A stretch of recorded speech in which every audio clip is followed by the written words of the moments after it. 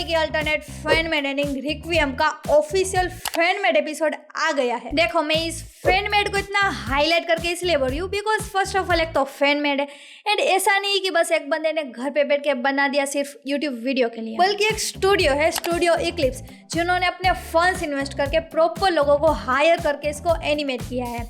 मतलब कि music and compose से लेकर डबिंग एंड एनिमेशन एवरीथिंग। तो इसीलिए मैं बार बार फैन मेड टेक को मेंशन करके बोल रही हूँ ताकि ओरिजिनल क्रिएटर्स इस पे कोई एक्शन डाल सके because it's a fan made. खैर एपिसोड 15 मिनट का है एंड अभी इसका फर्स्ट पार्टी रिलीज हुआ है, जो इसकी अल्टरनेट एंडिंग है वो भी रिलीज नहीं हुई है। सो एपिसोड में आखिर था क्या, उस पर बात करते हैं। तो एपिसोड स्टार्ट होता है एक डिस्क्लेमर से, it's a fan made.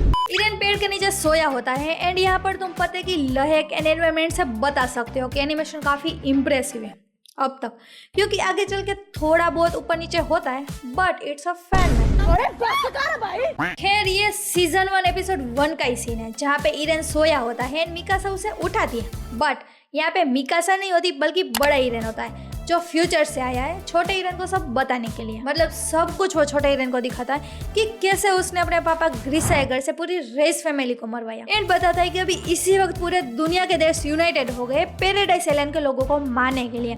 And ये सीधा रेफरेंस जाता है सीजन 4 एपिसोड 1 पे, जहाँ पे इरेन अटैक करता है मालियंस पे जो इकट्ठा हुए थे पैराडाइज आइलैंड के डेविल को मारने के इरादे से। तो इरेन बोलता है कि मैं ऐसा नहीं होने दूंगा एंड हम वो क्लासिक ओशन वाला सीन देखते हैं सीजन 3 के लास्ट एपिसोड से। अब यहाँ पे नोटिस करो कि आर्मिन के हाथ में एक शंख होता है जो उसने समुद्र से उठाया होता है एंड इस एपिसोड में हमें पहले आर्मिन के पीओवी से ही दिखाया है कि कैसे वो शंख उठाता है एंड उसे फिर नीचे गिरा देता है। बट मुझे ऐसा लगता है कि इस एपिसोड में इरेन का पीओवी है बिकॉज हमें उसी पीओवी से आर्मिन को दिखाते हैं जो ऑलरेडी पाथ पे होता है जैक के साथ। अब देखो ओरिजिनल एपिसोड में तो शंख आर्मिन के हाथ में होता है बट बिकॉज ये अल्टरनेटिव एंडिंग है तो मे भी ये इरेन भी हो सकता है।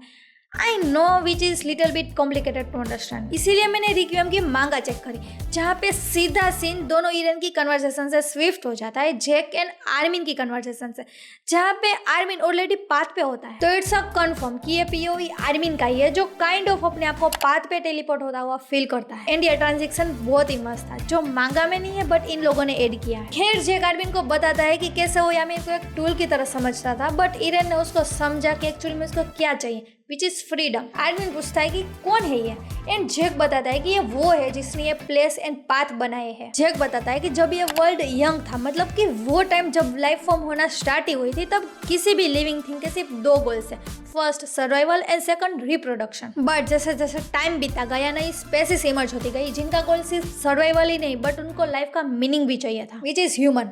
मतलब जैक ह्यूमंस की बात कर रहा है एंड जैसे ह्यूमंस को मीनिंग पता चला बेसिकली वो ग्रो हुए तब वो अपने हिसाब से दुनिया चलाते थे जैसे उनको पसंद आता था एंड नेचर को भी अपने फायदे के लिए यूज करते थे। नेचर से मेरा मतलब सिर्फ पेड़ पौधे एंड पहाड़ी नहीं, बाकी सारी चीजें भी, animals and all that. But in सब में सिर्फ एक ऐसी स्पेसीज थी जिन्हें ह्यूमैनिटी कंट्रोल नहीं कर पाई, एक ऐसे प्राचीन जीव जो हजारों सालों तक हिडन रहे एंड ये वही जीव है जिसे यूमिर कनेक्ट हुई थी एंड उसको टाइटन की पावर मिली और वो एलियंस की फाउंडर बने। खैर दूसरी तरफ एडल्ट इरेन छोटे इरेन को सब दिखा रहा होता है यामिर के बारे में कि कैसे वो एक किंग की स्लेव थी एंड कैसे उसको एक टाइटन की पावर मिली उस प्राचीन जीव से। अब उसके पास गॉड लाइक पावर होने के बाद भी अपने आप को आजाद नहीं कर पाई, फ्री नहीं कर पाई अपने आप को, हालांकि उसके पास दुनिया की सबसे खतरनाक पावर थी, फिर भी वो अपनी डेथ तक किंग की स्लेव रही।